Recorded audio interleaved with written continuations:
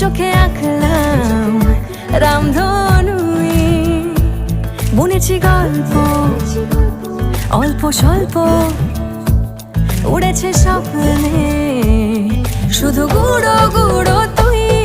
আমি সোনা কাঠি ছুঁই নাকি রূপো কাঠি ছুঁই, আমি জানি না কিছুই।